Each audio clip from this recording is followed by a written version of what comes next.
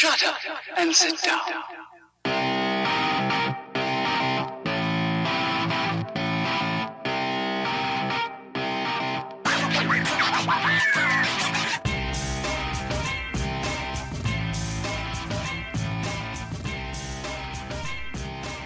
Good morning, good afternoon, good evening, wherever you are. This is episode 13 of the Baseball and Beer podcast. I am Brendan Bowes, your gracious host, to lead you through the world of the two greatest things ever to come in America. That's right, we are on episode 13, the unlucky number. So, in lieu of this unlucky number episode, I am going to give you a nice jam-packed episode this week. But before we get into that, here are the ways you can get in touch with me for any questions, comments, or concerns. If you want to join the Facebook group, it is facebook.com/baseballbeerpod. I will post questions, post some pictures, and try to have the best time possible on Facebook. If you're a Twitter head, you can find me at baseballbeerpod, same as the Facebook. Twitter. It is what it is. If you want to send me an email, it is baseballbeerpodcast@gmail.com. Again, baseballbeerpodcast@gmail.com. And finally, if you want the website where you can find previous episodes for download or to stream, that can be found at baseballandbeerpodcast.blogspot.com. So, for those people who have been listening since the get-go, I think I've mentioned a few times that I am a fan of professional wrestling. I don't talk about it that often because it's a baseball and beer podcast. Wrestling is not part of the name. But being that it is my podcast, I can talk about wrestling whenever I want to because it is my podcast. So I did mention last week that I was going to check out Beyond Wrestling's Americanrana 2015 down in Providence, Rhode Island, and it happened this past Sunday. And without going into the full results of every single match, I just wanted to say that it was an amazing time down there. This is my second show. This was loads better than the first one, and the first one was pretty awesome in its own right. This show, Americanrana, is probably one of the top 2 or 3 shows that I've ever been to, and I can probably make my own argument that it's the best, but I don't like to argue with myself internally like that. It's just not fun. So, Americanrana is their big show. It's their basically it's their WrestleMania. And the goal of the show was to sell out the venue, Fett Music Hall. It's kind of tough to determine if they sold it out or not because it's a standing room only venue outside of the VIP section, which is probably about 25 to 30 chairs up on a stage. But according to ring announcer Rich Palladino, they did sell it out. I guess they didn't have any more tickets, so I guess in terms of that, it's selling out. So congrats to them on that.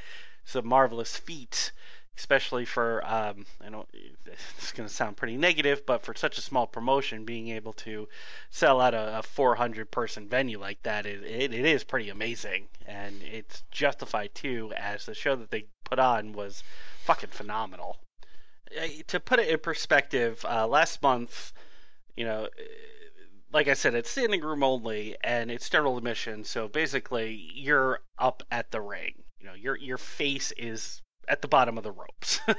It's pretty interesting to see. But last month, everyone was probably, it was 5 or 6 rows back before, the crowd starting to get sparse and people were just scattered around the rest of the venue. So there was room to, get out, get a drink, go to the bathroom, that sort of thing, and be able to get back to your spot when you were done. On Sunday, it was probably about 8, 9, 10 people deep, and if you were in the crowded area, you couldn't leave, and if you did, you weren't getting back to your spot. That it's a good thing and it's a bad thing. It's good for the promotion that many people were there. It's a bad thing for fans who, for someone who needed to get a drink, or for myself who gets a stiff back every so often for standing up for such a long period of time. I had to walk away for a little bit to stretch my back. I couldn't get back to my spot, but needless to say, it didn't really matter as that was towards the end of the show, and I still was able to do what I wanted to do in the first place. And that is meeting the Young Bucks. So I guess a quick recap of the Young Bucks. They are basically the best team, singles or tag team, in independent wrestling at the moment. They are like the Rockers were back in the late 80s, early 90s, or I guess the Hardys, just not as weird. But they are insanely good. They are the big draw wherever they go. They go around the country, and they do get offers from WWE on a regular basis, but they don't offer them enough money. They actually make more money touring the independents and selling the merchandise, but that's neither here nor there. The point is that they are very friendly and very thankful for all of their fans. I bought a couple of shirts from them and took a picture with them, and after the picture, they went out of their way to shake my hand and say thank you, and it was more my pleasure than theirs, as they were they're guys that I enjoy watching. They're the ones who entertain me. I'm happy to support their families, or at least help them to. They are really fun to watch, and they were the main event. And basically, they have what's called the Super Kick Party, which, if you know wrestling, simple move, kick to the face, and they just did that repeatedly. The other guy I wanted to meet, who I did, was Chuck Taylor, and in summary, he's just a comedy wrestler, a very good comedy wrestler who excels in both the comedy aspect of wrestling as well as the wrestling part of wrestling. Him and his old tag team partner Trent Beretta faced Team Tremendous, or half of Team Tremendous, and their semi-third guy, Dick Justice, but focuses on Chuck Taylor as he's supposed to be signed to the WWE and is doing what he's calling a quote-unquote retirement tour.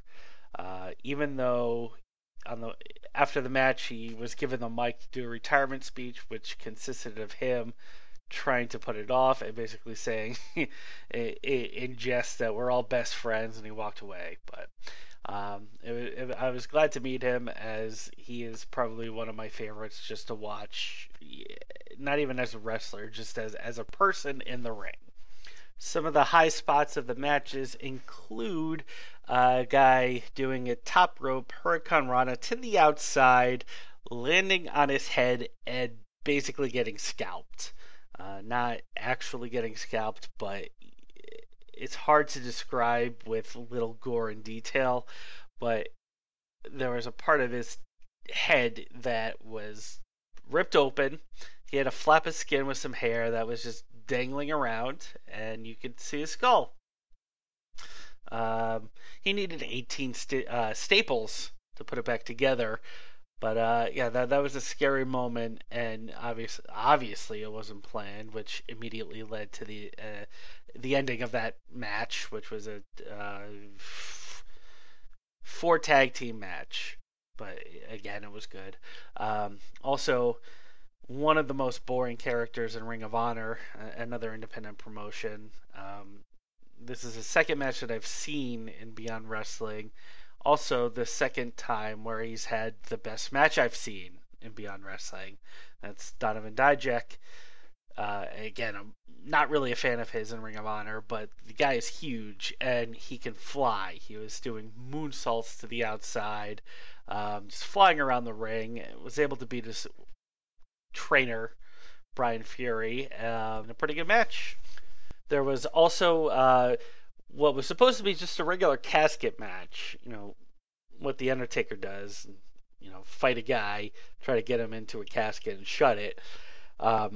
These two guys, Matt Tremont and Stockade, had a casket match that turned into a death match. This gets just as graphic as the guy getting scalped, but this match had carpenter sticks, the little pieces of wood with nails in it. One of them got slammed through that. There was also a spot where someone laid out several bricks of cinder blocks, and they both body slammed, back body dropped, and power bombed each other through them. And of course, the end of the match included someone getting cracked in the face with one of the pre-mentioned cinder blocks. It was an insane match, one I don't think I'd want to see again, but since I saw it the first time, it was really enjoyable because I just have a gross mind like that. Anyway, Beyond Wrestling is coming back to us August 30th, which is the end, obviously the end of August. It coincides with Battle of Los Angeles that Pro Wrestling Guerrilla does.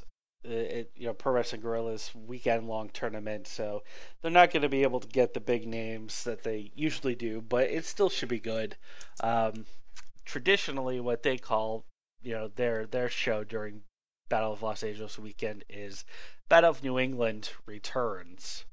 If you acronize that, that turns into Boner. So hopefully a lot of people will be going to Boners. Beer is good! Beer is good! Beer is good! And stop! So before we get on to the crux of the beer segment, I just wanted to wish Jack Sabby a happy 4th birthday. Was in there earlier today, and they had a whole bunch of stuff on tap that they were trying out for their 4th birthday, or their 4th birthday party that they're doing later on today. They had some good samples out there. The Smoking Machete. They had what they called their Framingham Lager. They put lime in it, called it the Framingham Lagerita. They had a ginger and juice, which was their Harpunious Union, with ginger as well as some grapefruit juice. Lastly, there was the triple hopped Harpunious Union, which was really good for quote unquote for an IPA.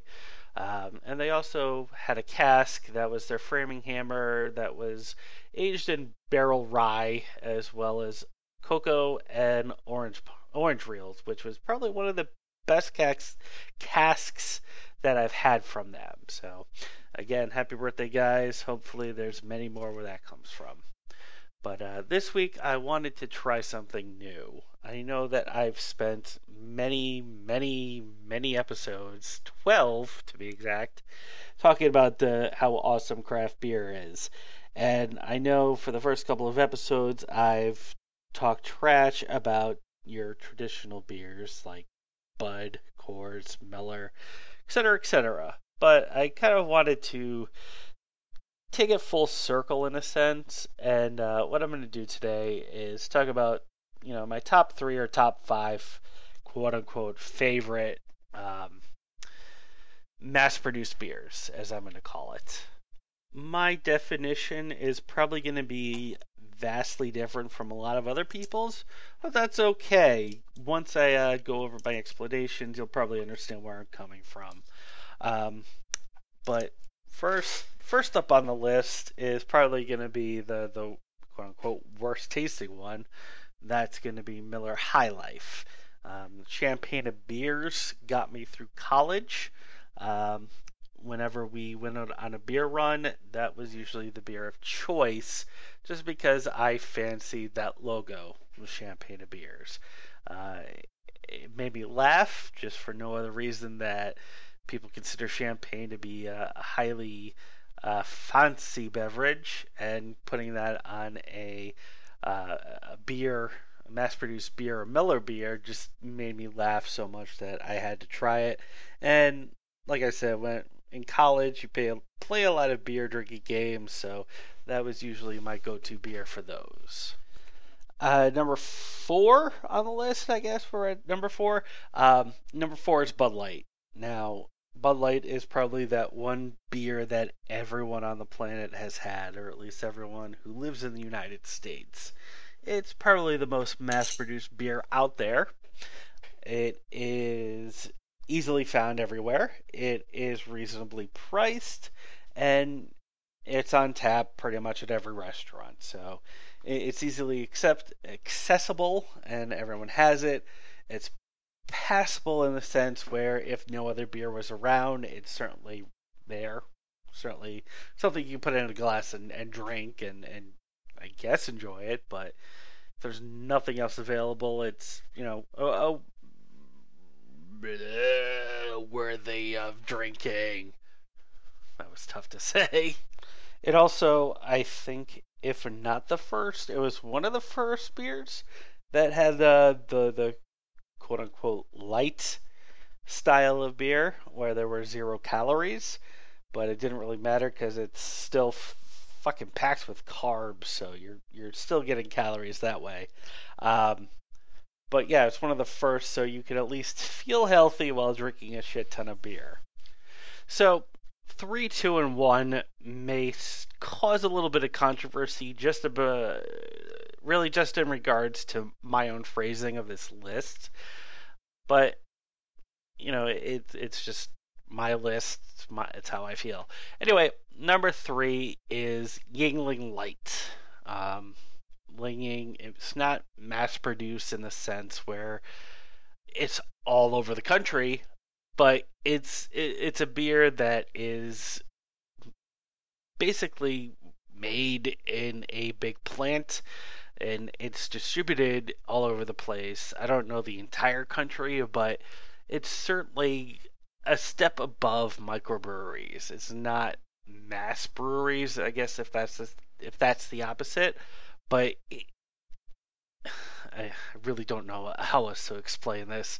But it's mass produced enough where I feel comfortable putting it at number 3. It's a very good beer. I would say it's eons better than Coors, Miller, Bud Light, but it's not at a point where I can call it a micro beer. I would imagine that there's a lot of people who agree with me, but again, this is my list. It's how I feel. Yuengling is definitely and I guess to backtrack a couple of seconds, now that it's readily available in Connecticut and Massachusetts up here, it's certainly become a lot more accessible, obviously. So that's why I place it number 3 on my list. Number 2, probably causing just as big of waves, is going to be Sam Adams Brewery. I pick Sam Adams because I know they're here in Boston. I know that they're all over the place. They have a big plant in which they create and distribute. And I guess one of the bigger things is that they come out with new quote-unquote flavors like every 2 or 3 months. Every time I go into a Packy, they always seem to be headlighting or showcasing a new type of Sam Adams beer. And that's not something that a microbrewery could afford. They always have their 4 or 5 main styles that they go with, and then, most of the time they have 2 or 3 seasonals, and then another beer or 2 that they are experimenting with. But Sam Adams comes out with new stuff every time I go to a Packy, so and it's definitely on the higher tier of the mass-produced stuff. It's the regular lager and the light beer is some delicious stuff. Their summer shandy, or I forget what it's called, but their summer beer is also top of the line, and all the other quote unquote flavors that I have had very little complaints about. I have a lot of friends who recommend the Rebel Robber or the Rebel IPA. I've never had it, but I gotta take their word for it. If it's good, it's good. But that's why Sam Adams is number 2. It is the top of the line mass-produced beer, but it's not the best, obviously, because we're about to get to number 1. Hope you can hear this. It's my drum roll. Number 1 is Leinenkugel's beer. This has been my go-to beer for pretty much since I graduated college. The Sunset Wheat is a year-round beverage that can be found anywhere at any time. It is a very solid, very easy-to-drink beer, and there's not much I can say about the Summer Shandy. Leinenkugel's Summer Shandy is beer that everyone loves. Some people do think it's too sweet, and honestly, I can understand that. But on a hot and humid summer day like today, there is nothing better than being out in the sun enjoying a nice summer beer with lemonade in it. Actually, right now I'm having a Leinenkugel's Ginger Shandy, which is a very interesting beer as ginger. Um, like I said earlier, it had the Jack's Abbey ginger and juice. Um, this is a bit more solid, although the ginger and juice is a better beer. But this is a very solid beverage, another drink that is good for the summer. But Leinenkugel seems to prepare their beer more for the summer. I know they do have a double bock, which I really like. They have a porter, a vanilla cream porter, that I also really like. And just in general, if I am looking for a cheap mass-produced beer, I always tend to have a Leinenkugels ready to go if I'm not at Jack's Abbey or if I don't have anything else readily available, just because it's easy to drink and it tastes good. And that's what it boils down to, right, guys? Good tasting beer. So, like I said, I wanted to try something new, and that was my top 5 mass produced beers. Single, double, triple, home run. For the celebration, I'll shoot my gun. Last week, I spoke about how this week is the trading deadline week for Major League Baseball. The 31st at, I believe, 4 p.m., no more non-waiver trades could be made. So far, it hasn't been bad, but it hasn't been as entertaining as most people wanted it to be. So far, the biggest name that's been traded has been Troy Tulowitzki, formerly of the Colorado Rockies. He was traded to the Toronto Blue Jays in exchange for shortstop Jose Reyes, who was formerly of the Mets, minor leaguers Jeff Hoffman, Miguel Castro, and Jesus Tinoco.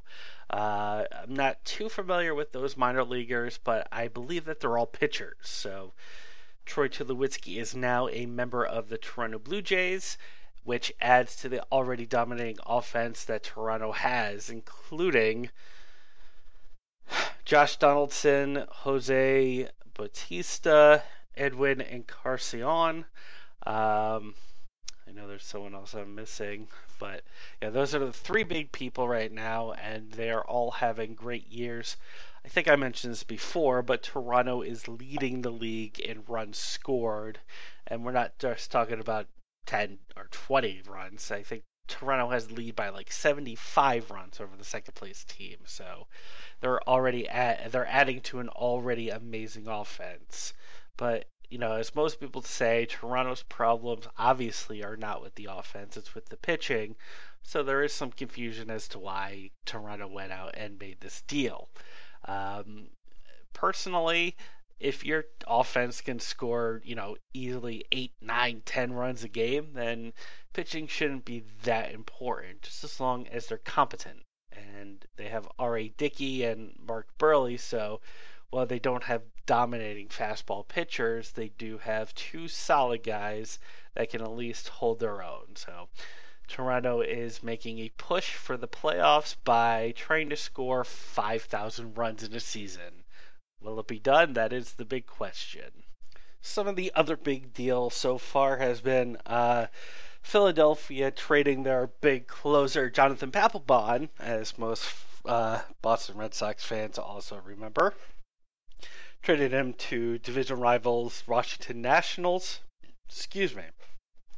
for right-handed minor league guy Nick Pivetta. I just took a quick look at his numbers, and he seems like an okay guy. Probably someone with a high ceiling. Doesn't look like his floor is going to be pretty big. So I guess if, Philly's hoping that as long as he meets somewhere in the middle, they should be fine. But Papelbon wasn't doing a whole lot in Philly. Nationals are trying to, again, another team trying to make a push for the playoffs, so they need whatever help they can get. Even though they already have Drew Storen as their closer, Storen's probably going to be pushed back to the 7th or 8th inning, so Papelbon can do his shit. Because I hear that his contract states that he I don't know how it's worded, but basically says that he can only be a closer. So there you go. Good luck there. Chicago White Sox rivals Kansas City Royals acquired Ben Zobrist from the Athletics. Zobrist is a super utility guy. He can basically play everywhere except for the battery position. I think he doesn't play first either, but anywhere except for those three positions, you could plug him in there. So Royals are serious about trying to get to the World Series and winning it this time around. So they are collecting whatever they can get. Being sent to Oakland is two pitchers, left-hander Sean Manina and right-handed pitcher Aaron Brooks. Both of these guys are one of the two of the top pitchers in the Kansas City system. But, again, they're prospects, so it's tough to determine their worth. It's another wait-and-see situation, but, Oakland, Billy Beane loves to collect them young so that he can just basically cycle through the young players until he gets a group of them that can actually get him into the playoffs. That's the whole Moneyball thing. Speaking of the Royals, they also got superstar pitcher Johnny Cueto. I know I talked about him last week as a potential trading chip, and the Royals cashed in on him. Sending to Cincinnati, the Royals shipped over Brandon Finnegan, John Lamb, and Cody Reed. Again, three pitchers. A lot of the Royals pitchers seem to have a tendency to have high velocity, but there's no movement. So if you time it correctly, you're just going to hit it. They don't have movement. They don't have pitchers that can offer swing and misses. So, again, it's a gamble. The Reds are just hoping to get something out of these three guys because Johnny Cueto is just walking at the end of the year. He's going to go into free agency. So, the Royals are just going to milk him for what he's worth for the next 2.5 months and then take it from there. And the first big trade of the trading season went to the Houston Astros, who acquired Scott Kazmir from Oakland. Oakland got in return right-handed pitcher Daniel Megden, whose numbers weren't that great, but it's a cost-controlled reliever, I suppose. And they also got catcher Jacob Nottingham. Looking at Nottingham's stats for 2015, he is a monster. He's putting up massive numbers. Didn't read a whole lot about him in terms of scouting. I don't think he was a top 100 prospect in any of the lists. So it's interesting as to why he was such a big chip in this deal. Hopefully if he sticks, he's going to be the next Buster Posey, maybe with some more pop. But I know that the Athletics, like I mentioned before, want to, take in whatever they can in terms of youth so that they can try to make a playoff push with, a bunch of young players. Because, again, Billy Beane doesn't spend money or can't spend money, so he's got to get his value where he can. And that's with trades. So those are the big trades that have happened so far. Again, there's a couple more days left in the trading deadline. Obviously, I'm not going to podcast about it, but if anything big happens, I'll probably throw it up on Facebook and offer my opinions on it. So keep on the lookout for that. Lastly, let's talk about the Chicago White Sox, because for the first time all season, they're worthy of being talked about. Coming out of the All-Star break, they weren't so hot. However, they have recently swept the Indians in a 4-game series. They are now over here in Boston, just winning the last 2 in a row here. They play later on tonight, and then they play tomorrow, a game which I will be attending, being able to check out Chris Sale for the first time ever in my life, so I'm looking forward to that. But during this 6-game winning streak that the White Sox are on right now, they have reached a point where they're now 3.5 games out of the wild card. There's been a lot of talk amongst the White Sox Facebook fan pages that I'm a part of as to whether or not the White Sox should be buyers, whether or not they should stand pat, or just accept the season as a loss and be sellers. Personally, I think that they should stand pat.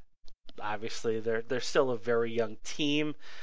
Their only trading chip with Jeff Samardzija probably isn't going to bring back a whole lot of talent, a whole lot of young talent rather, that would be useful for the team going forward, as no one is going to give up a third baseman or a catcher for 2.5 months of Jeff Samardzija. Otherwise, the team's looking good. Everyone is finally starting to hit. The youngsters like Tyler Saladino and Carlos Sanchez, especially Carlos Sanchez, he was a guy that I really didn't like and didn't expect him to do much. But over the last week, he's been hitting the ball like a madman. So hopefully that streak continues going forward for the rest of this season and even into the future. Tyler Saladino is a guy that the White Sox recently called up, cover third base, because Connor Gillespie sucks, and Saladino has been playing pretty well. It's kind of tough to determine if he's going to be a good player going forward for the life of his career, but at least for the time being, it was a justified move, and the White Sox are certainly reaping in the benefits. It's hard to say with certainty whether or not the White Sox can make the playoffs at this point. Obviously, being a homer, I think they can. I would love to see them slip into the wild card and make the playoffs that way. But, nothing is for certain. As quickly as they can get on a 6-game winning streak, they can go on a 6-game losing streak. But, again, they're not in desperate need to make any trades. As much as I would love for them to get younger, they have a good contention window coming up, so things are looking good. I know it's a bit weird for me to be suddenly optimistic about the team, but I think I've always said that the future looked good for them, and I stand by that. So here's looking to you guys. Hopefully you guys can take care of business and make me proud. And that does it for episode Unlucky 13 of the Baseball and Beer podcast. Like I said before, I tried to fit as much shit as I can, and for the first time, I think ever, I broke 30 minutes with this podcast. So I'm going to give myself a nice little pat on the back for that. Anyway, again, thank you for listening. If you want to reach out to me for any reason, any questions, concerns, comments, I can be reached on Facebook at facebook.com/baseballbeerpod.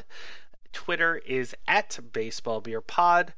If you want to send me an email, I can be reached at baseballbeerpodcast@gmail.com.